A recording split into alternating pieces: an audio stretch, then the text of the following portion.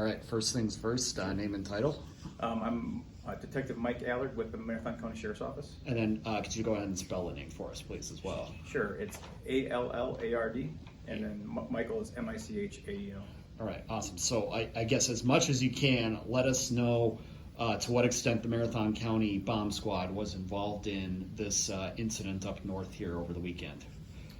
So our response was basically our team was requested, and we provided assistance to the Ashland Police Department. And this was in regards to a live hand grenade that was found in a donation box. Is that correct? I can't really get into that. Gotcha. Well, either way, though, incidents like these, how often do they happen, and how often is your team then brought in to kind of intervene? Specifically military ordinance or anything like this? So our team is an alert team through the state of Wisconsin. So we are a regional team that covers 24 counties in the northwest part of Wisconsin. So everything from Marathon County, it dips below into Portage County, then back up and continues west to the Hudson area.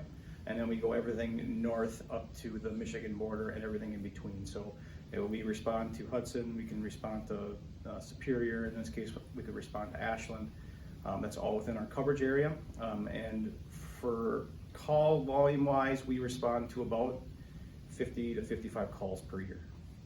So I'm guessing that's probably more than the average person would expect, right? It was more than what I expected when I first got on the team. Yes. Yeah. So what kind of gamut do you run regarding these calls? So it could be a wide range of a lot of different things. It could be anything from simple explosive recoveries, such as old dynamite or old explosives that were found, to military ordnance calls like we were talking about before, all the way up to actual IEDs.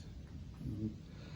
Then as far as I know what the explosive goes, one thing that at least I found in a story from a couple of years ago, you find a lot of TNT in this area because of when this area was settled, you had to clear out fields. So you chop down a bunch of trees and then you blow the stumps up. Well, you've got leftover TNT that gets put in an outbuilding. People forget about it. The buildings change hands, and then all of a sudden a new homeowner says, "Oh, look at this toy we've found." Not exactly a toy, though.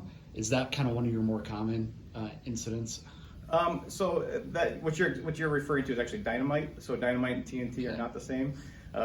There's a popular AC/DC song that would to the otherwise, but so what you're referring to is dynamite. Yeah, back in a long time ago, you could go to the local store, hardware store, buy the dynamite.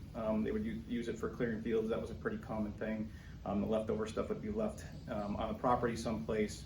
Like you said, property exchanged hands, and then they end up finding it and they call us. So yes, that is an average call that we do go on quite often is dynamite or other types of explosive recoveries like blasting caps, those kind of things. So in a situation like that, if somebody ends up finding that, or they're going through their basement and they find something that may appear to be, a World War II era hand grenade, how do you want the public to handle that? I don't want them to handle it. That's the easiest way I can do it. What I would like them to do is just leave it where it is. Call your local authorities, whether that's Marathon County, that'd be the sheriff's office, depending on where you live, or whatever jurisdiction that they live in. Give their agency a call. They can then request our team. And then what will, as much as you can, what will happen then? When your team is dispatched to pick this up. Sure. So our team will respond. We'll look and see what exactly it is that we're responding to, and depending on, there's a lot of different things that go into making a determination on how we'll handle it. But it may be we confiscate it and take it back with us and dispose of it later, or if the need arises, we may have to dispose of it right then and there. You got anything? You're doing great, Mike. So in a situation like this, I know it's very tricky to kind of transport some of these things.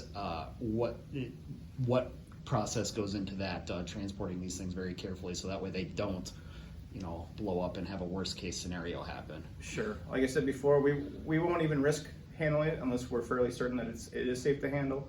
Once we've made that determination, we have other tools available to us. One of those such tools is a containment trailer that we can use to transport things safely. And then I guess my last question is halfway tongue-in-cheek, halfway serious.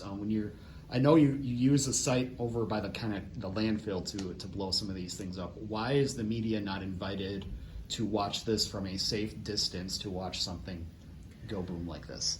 So, well, we don't actually have a site over in that area. Okay. We have an actual range here in Marathon County that we use. We typically don't make announcements because the last thing we want is people showing up that we don't expect to be there. Safety Human reasons. yes, for safety reasons, we don't want people getting closer to it than what we want, just so that nothing bad happens. Mm-hmm. Absolutely, because I know there was the one instance I'm thinking of. You had people that were kind of like, all of a sudden their houses, their windows are rattling. They're like, wait a minute, what's going on? We find out later there's 40 pounds of TNT that blew up in a certain area. But I guess my thinking is it would also be great visuals for us. But yeah, well, so what we do offer, like we can do demonstration days. That is something that if you're ever looking for something like that, we can go out and we can provide a demo for the media if that's what they're looking for. Anything to see something go boom, right? Yeah, exactly. It's a lot of It's fun. got to be a fun job. It is. It has its moments, but it's fun. Right. I just, how much training do you have to go through, and does your team have to go through for, all this, the procedures and all Sure. that? Where do I start? Okay, so our training wise, we have there's several prerequisites that we have to meet before we can even apply for the bomb school that we go to. The hazardous devices school is located in Huntsville, Alabama. It's 6 weeks long, and so we send all of our technicians down to that school. They have to once they complete that school, they're certified bomb techs. To maintain that certification, they have to train 288 hours a year, which breaks down to 24 hours a month. They have to attend an additional 40-hour class, and then they have to recertify every 3 years. And just exactly how big is your team then? So our team consists of 8 total members. Okay, gotcha. All right, I'm good if you're good. Thank you. All right.